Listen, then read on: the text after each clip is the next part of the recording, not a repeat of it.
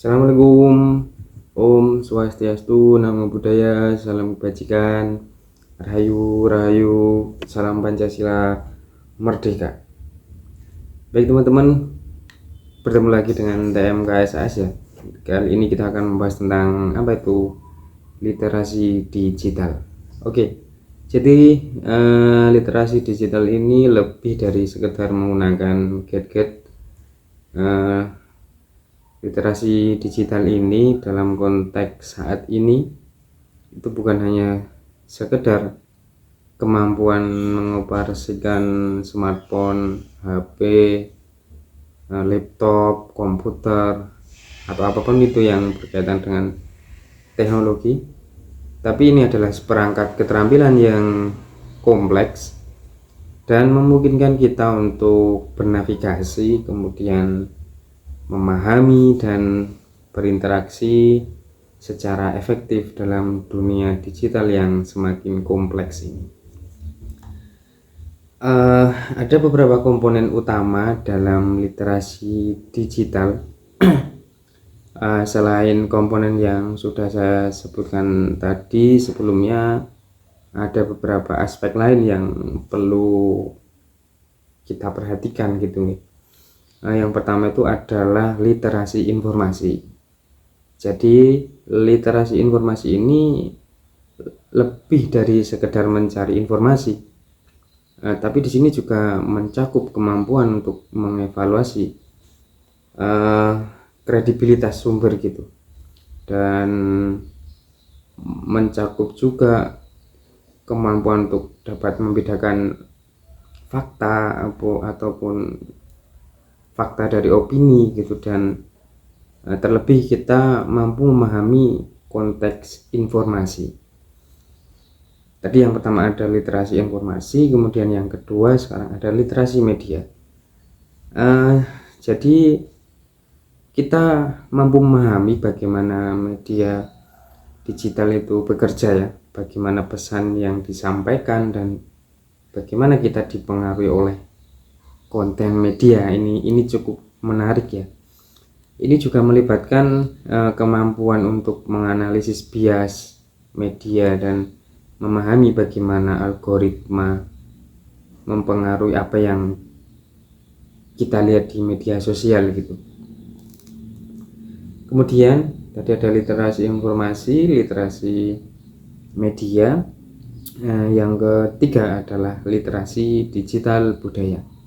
Nah, di sini memahami bagaimana budaya digital itu terbentuk dan bagaimana kita berinteraksi dalam konteks budaya digital.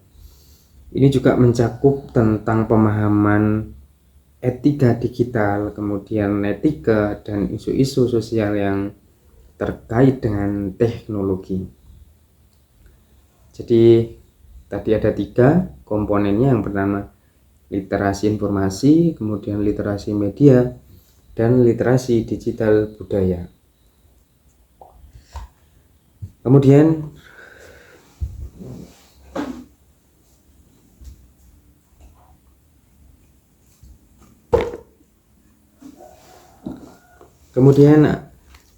ada contoh penerapan literasi digital dalam kehidupan sehari-hari. Nah, ini sudah sangat tidak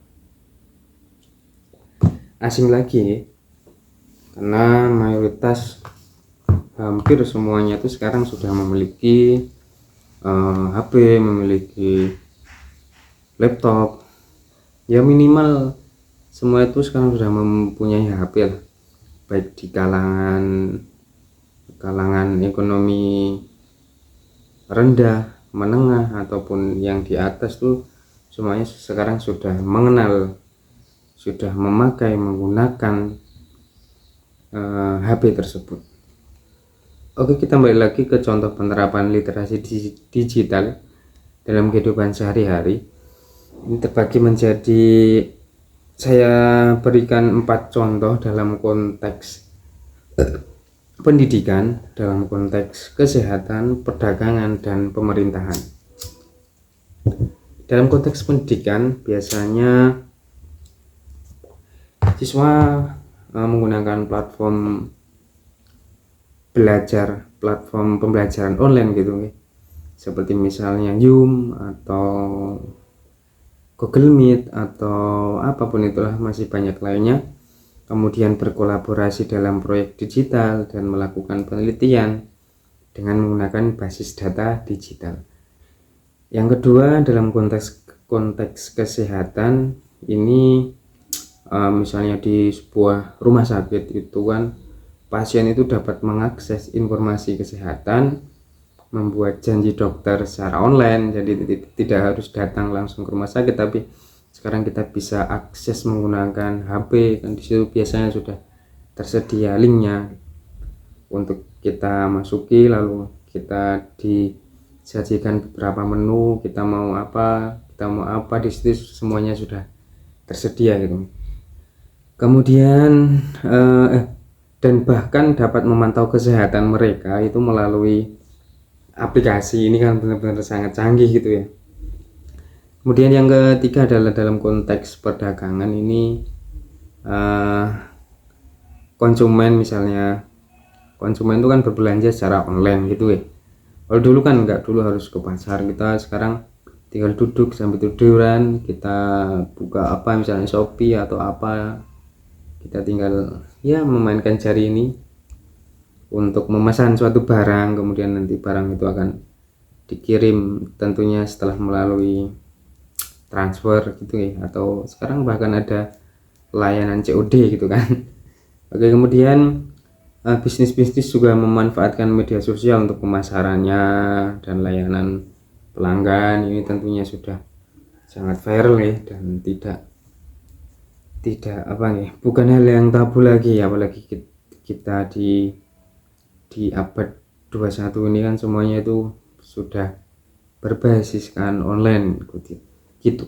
Kemudian yang keempat adalah dalam konteks pemerintahan, pemerintah menyediakan layanan publik secara online, melibatkan warga dalam pembuatan kebijakan melalui platform media dan menggunakan data untuk pengambilan keputusan. Namun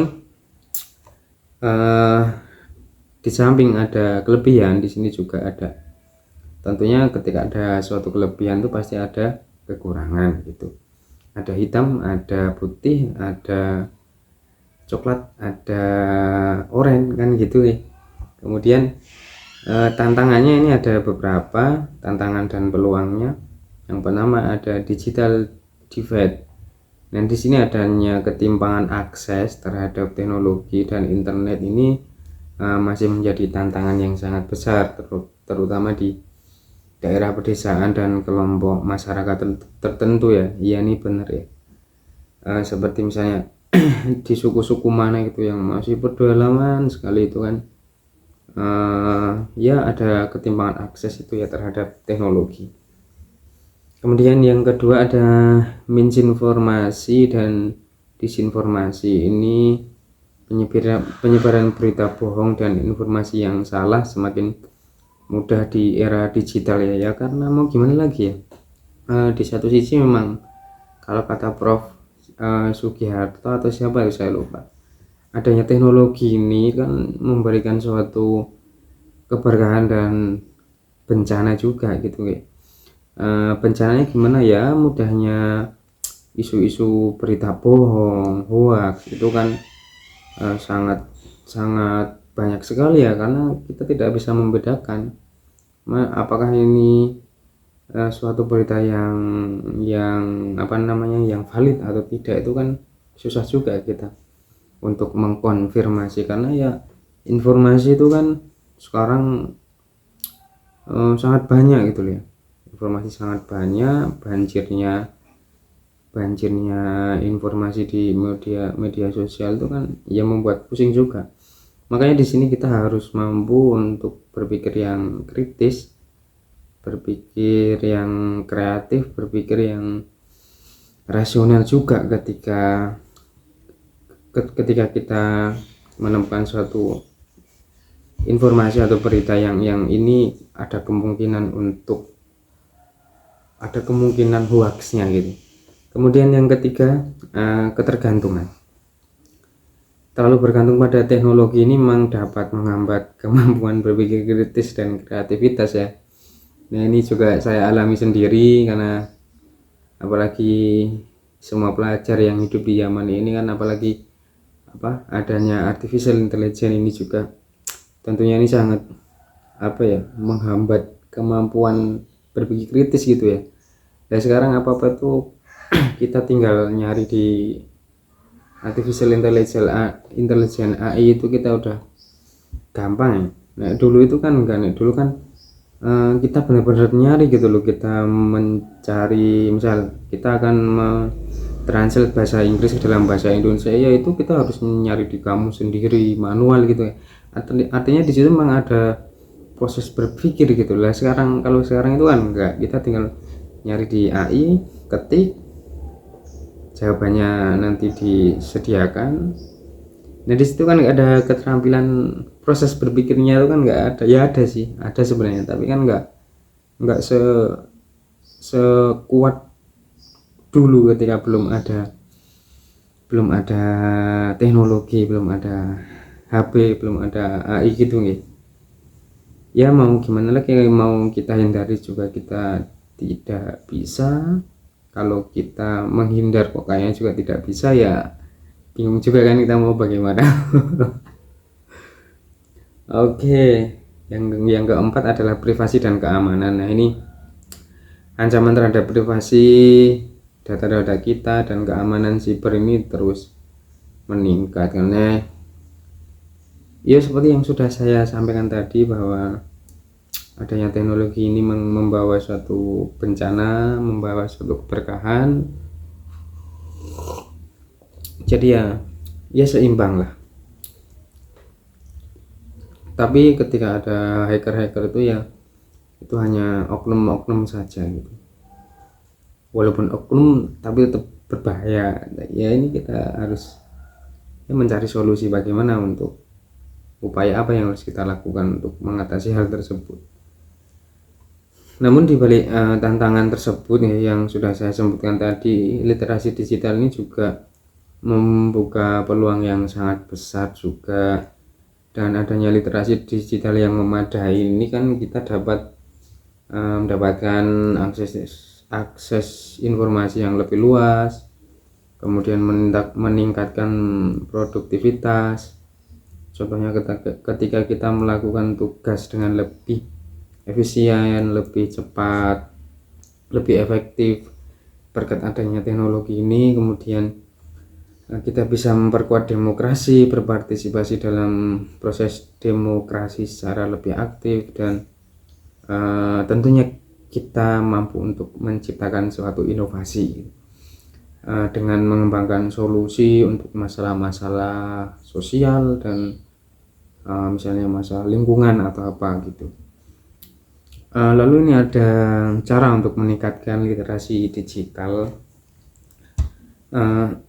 Untuk meningkatkan literasi digital ini atau menanamkan literasi digital ini, kita perlu memulai dari usia dini. Nah ini menjadi salah satu tugas guru-guru ya, guru-guru kita, guru-guru SD kita, pahlawan tanpa tanda jasa. Nah ini menanamkan minat dan keterampilan digital sejak anak-anak, ya dimulai dari kelas 1. Kalau kita lihat kondisi kita saat ini kan, anak-anak SD kelas 1 itu udah benar-benar canggih ya, menggunakan HP itu kan, mereka benar-benar sudah sangat mahir itu, malah kita yang tertinggal gitu. Kemudian pendidikan berkelanjutan tadi dimulai dari usia dini. Kemudian pendidikan berkelanjutan ini juga menurut saya sangat penting, karena menyediakan program pendidikan formal dan non formal yang fokusnya itu pada literasi digital ya. Ini menjadi satu kesatuan di dalam penanaman literasi digital mulai usia dini tadi ya. Kemudian yang ketiga, kolaborasi lintas sektor, tentunya dengan melibatkan pemerintah atau sektor-sektor swasta, negeri, dan masyarakat dalam rangka untuk meningkatkan literasi digital tersebut. Kemudian yang keempat adalah fokus pada keterampilan berpikir kritis. Nah, ini yang menurut saya juga sangat penting, dengan membekali masyarakat dengan kemampuan untuk mengevaluasi informasi dan mengambil keputusan itu yang cerdas, yang logis, yang rasional, sesuai dengan data, ada buktinya kan gitu. Itu kan mampu untuk membekali masyarakat kita. Literasi digital ini memang ya bisa kita katakan menjadi satu kunci dan bekerja di abad 21 ini. Nah, dengan memahami konsep ini dan mengembangkan keterampilan yang relevan, kita dapat memanfaatkan potensi penuh dari teknologi digital dan mampu berkontribusi dalam membangun masa depan yang lebih baik gitu. Sekian penjelasan tentang literasi digital dari saya. Ada salahnya tentu, saya mohon maaf yang sebesar-besarnya. Terima kasih, sampai jumpa di video selanjutnya. Assalamualaikum, salam, Om Swastiastu, Namo Buddhaya, salam kebajikan, rahayu, rahayu, salam Pancasila, merdeka.